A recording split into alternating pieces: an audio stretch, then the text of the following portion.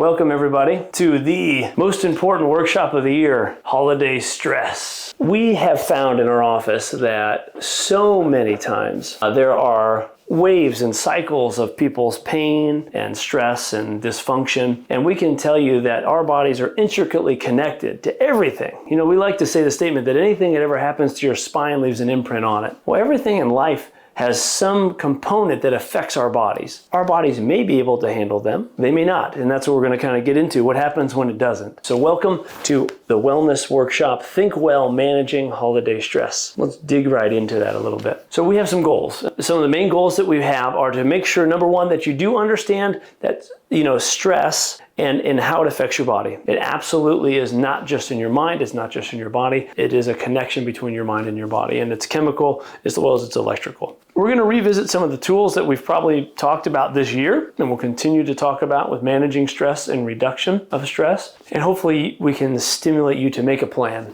to approach the season with more ease and lightness. So without further ado, let's jump into stress. Stress can be boiled down to the release of cortisol into your bloodstream. That stress hormone, cortisol, ultimately is what is released when your body perceives something stressful. When your body perceives stress, knowingly or unknowingly, your adrenal glands ultimately sit right on top of your kidneys. They're little small organs. They release cortisol. It goes into your blood. So there's a kind of an electrical component. We're going to get into that, which is your brain release sending signals, and that becomes a chemical component of cortisol. It's a normal reaction. It's that fight or flight response. You don't want fight or flight your whole life. You don't want it going on daily and all the time. That's what leads to chronic physical issues, is when our fight or flight system doesn't turn off. And we want to teach you how to do that to some degree. When you get adjusted, it does that, at least temporarily. When that fight or flight is unchecked, though, it definitely leads to a lot of chronic problems. Physical issues, digestive issues, headaches, anxiety, depression, illness, even just getting sick more often, and it's definitely going to affect your sleep. You imagine that chemical during the holidays, we just ramp all those things up. So let's talk a little bit about that stress response. The first thing is there's this perceived threat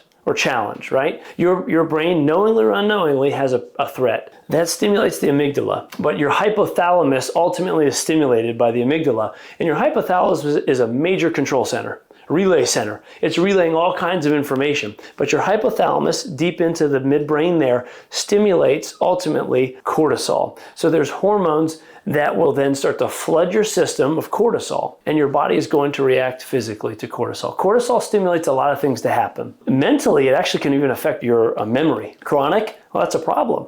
You might have memory issues based on chronic stress. Another thing cortisol would do is that in the long term, it's going to cause you to store fat and reserves. Many people have attributed excessive weight gain and obesity in our society to high stress levels. This is because cortisol drives the deposition of fat in our bodies. Now, short term, your immune system gets ramped up for a very short term, but chronic cortisol is going to start to actually cause the immune system to be depressed. So if you had a big final and you're in school, if you remember studying all night, your body ramps up the adrenaline, you're going, you're study, but when that stress is gone, your body crashes and your immune system drops. And that happens and you get sick. Cortisol affects that. So does sugar. We're going to talk about that too. But your immune system's affected. Cardiovascular system's affected. There's a number of systems, musculoskeletal system. You get all the blood to your muscles and they tighten up. They're ready to react quicker. If you're in a fight, you want to be able to have fast reactions. Well, if it's chronic, your muscles are chronically being stimulated and they're tight and tense. So that's all the physical reactions that are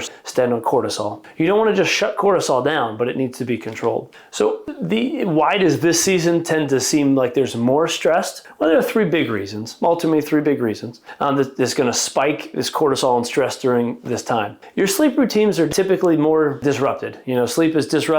A routine of just waking and getting to bed and your diet are disrupted. Our normal eating and sleep routines are disrupted. Our bodies love rhythm. They were built for rhythm. That's why we try to keep people adjusted in rhythm. But when your body's in rhythm, it is in state. It's in homeostasis. Out of rhythm, we can feel the effects. There are emotional triggers, number two. So number two is the emotional triggers here. Due to grief, maybe family dynamics, or just loneliness, emotions run higher. We tend to overcommit.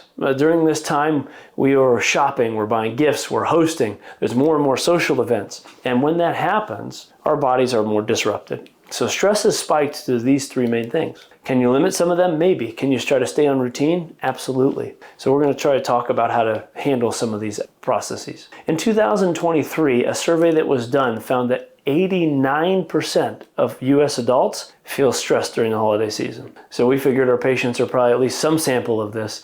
And so we want to do this workshop because we know that stress affects your subluxations. Subluxations, remember the fact that there's excessive stress and strain and pressure on our bodies. Our nervous system's affected, our muscular system's affected, our joints, and ultimately, if your body is under subluxation, it is depressed in its function. So if we add stress to a system that's already under stress, we lead to more problems. So keeping adjusted more often, maybe more than less, is important, but also reducing the stress. That's the number two. We're going to try to use the CALM acronym to kind of help you to say, I need to stay calm. The C stands for care. We at Holistic Family say that the C in our HFC stands for care. We want to help care for you. That means getting your adjustments, sticking on schedule. You might feel like there's no time to get in. It might be the best time to get in. We'll do our best to accommodate your schedules, but during this busy season, taking care of your health is the utmost importance. Be aware. You know, awareness is one of the most important ways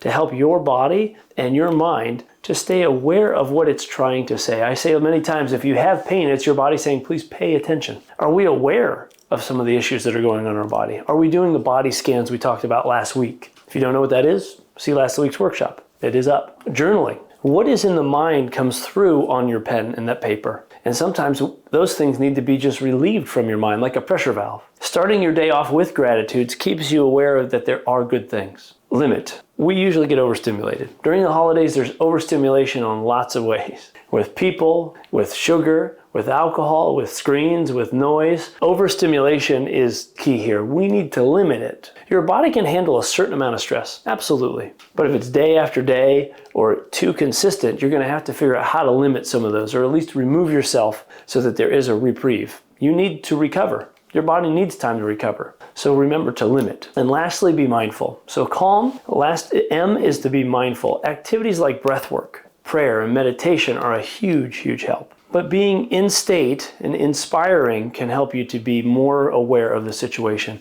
and helps you to limit some of those situations. You can kind of hack your way through the holidays by increasing care for yourself, and more mindfulness can then allow you to maybe push the button on other areas where you may not be getting as much sleep, maybe overindulging, but doing the right things keeps that in balance. So let's talk about that toolkit. Victoria was here when we did a toolkit. I think it's one of the highlights of one of our workshops. But trying to create a toolkit. There are many emotional triggers out there. Creating that toolkit can help you to limit and manage those triggers. Movement is a huge one. The benefits of exercise and movement continue to be proven in the research and help my patients every day to deal with the stressors that build up in their body. We need to work them out. We need to stretch them out. We need to improve our posture. By just changing our position can change our minds. That's one of the biggest things I want you to remember. Just by resetting your posture and your position can help change your brain. What else can help with these emotional triggers? Well, whole foods and supplements are a humongous way to help balance your body. Mood and food. Your food is directly attached to your mood. Your mood is attached to your food. It goes both directions. Whole foods, which mean foods that you basically are not altered, they're not processed, they have the best chance of getting you fiber, lower sugar, and typically some amount of vitamins and minerals that your body needs in order to handle stress. B vitamins are hugely needed during stress. Zinc is very much needed. You want to help your body with some foundational nutrients like A and C and zinc and magnesium. Those are some of the supplements that we would suggest. B vitamins as well. Make connections. Laugh. Hug. Be with positive people. These things can help bring you away from the triggers that will definitely can start to overwhelm us and the only thing we can think about. I would definitely suggest thinking about creating that stress toolkit. Revisit that workshop. We did that, that was a while ago now. Go on our YouTube channel, you can see all the workshops we've done. Are you overcommitted? You're allowed to say no. But setting healthy boundaries now and during the holidays is always a good strategy. When we overcommit and we react versus being prepared in any aspect of our lives, things can start to erupt and overwhelm us. And our bodies will feel that overwhelm. And we can be more sick and more stressed. So Setting those boundaries now rather than during the holidays is always a good strategy. Remember that it's okay to opt out of some things that are going to drain you instead of uplift you. There needs to be a balance. If you know you can handle a little bit of those stressors and that will uplift you to know you got through it, that's fine. But something that's always going to drain you is ultimately going to put you in need for more care. And we want to limit that need for you. How do you know if you're out of balance? What are some of the things that maybe you're not aware of, you're not paying attention to? What does your physiology tell you ultimately? Well, here's a few warning signs that when I tell you to pay attention to your body. Physically, headaches and tension are a huge one. You might feel very tired. You might not feel like you're getting enough rest during your sleep, and your sleep is probably interrupted or disjointed. It might be hard to get to sleep. It may be hard to stay asleep. All those things are affected that there's physical stress on you. Emotionally, you're going to be more irritable. You're going to be more sad, and anxiety is going to be more heightened with even less intensity of a problem. So emotionally, when your body is out of balance and it's on the edge, that water's ready to boil over, it doesn't take much to spill it over. We, in this office, continue to try to teach you how do you build tolerance to stress. Your adjustments are a number one way to reboot things. But at home, every day, exercise, eating better, your journaling, all these things give you tolerance so a stressful situation doesn't spill over. Behaviorally, there's a tendency to overeat. Our bodies may be craving certain nutrients that we're blowing through because of all of our stress, B vitamins being one of those. But your body will overeat trying to get nutrients that it needs, but not finding them. So it will continue to have cravings to try to help balance the dysfunction and imbalance in your body. Overeating is definitely one of those. Not only that, but foods can definitely affect our mood. So there might be things that give us a little dopamine hit. Sugars and different things that we eat can make us feel good temporarily, but in the long term really cause us depression. Isolation and poor boundaries are all behavioral tendencies when we're out of balance. Start with the breath. It's always the best statement. I know there was one person teaching a technique where she would just count down, 5, 4, 3, 2, 1. Take a breath and then handle whatever was going on. Just that counting down helps to reset our brains. So before any reactions, start with that breath. That breath will allow you to reset, and then you may be able to handle the rest in a more logical and less stressed situation. Deep breaths are very, very important when you're busy and tense. Before your meals, try to slow down. During conflict, in line at the target even. Do that box breathing that we've all taught and worked on. I think we could do that now if we all want to. I think that would be fun. Let's practice the box breath. In case you haven't been on a workshop before, we're going to do the box breathing right now. I want everyone to sit back into your chair so that your back is supported by your chair. So I want you to sit real tall. I want you to imagine there's a string attached to the top of your head. I want you to pull high. Pull very high. Now, in that situation, go ahead and close your eyes. This might be helpful. And I want you to imagine that breath coming in through your nose. And to the count of 4. 3, 2, 1. Hold that breath now for the count of 4. And let it out slowly for the count of 4. And just hold. Hold it out for the count of 4. Let's breathe in again for the count of 4. 1, 2, 3, 4. And hold it. 3, 2, 1. Let it out slow. 1, 2, 3, 4. Beautiful. And hold it out. 2, 1, and relax. That's called the box breath. It's equal in, equal hold, equal out, and a rest for the same amount of time. If you just keep boxing yourself into a healthier habits, this breath exercise can make a big change. Just remember, start with the breath. If it's work or school or family, start with the breath. What's typically your biggest holiday stressor? I want you to just think about this. You could write it down, you could start to make some notes, but what is typically the biggest holiday stressor for you?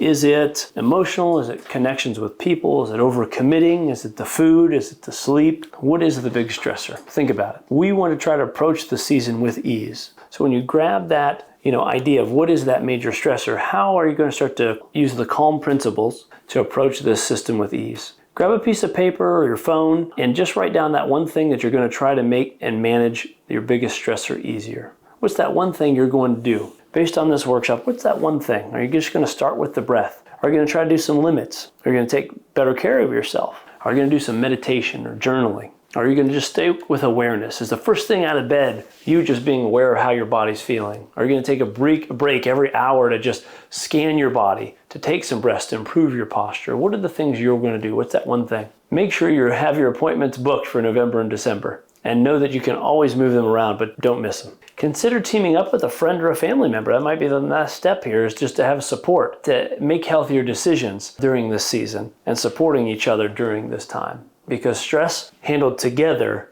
the weight of it can be lifted when we help each other. So manage things together, keep your appointments, and try to write down that one thing that you're going to make a difference on. So thank you for being here. You guys have a good night. Bye-bye.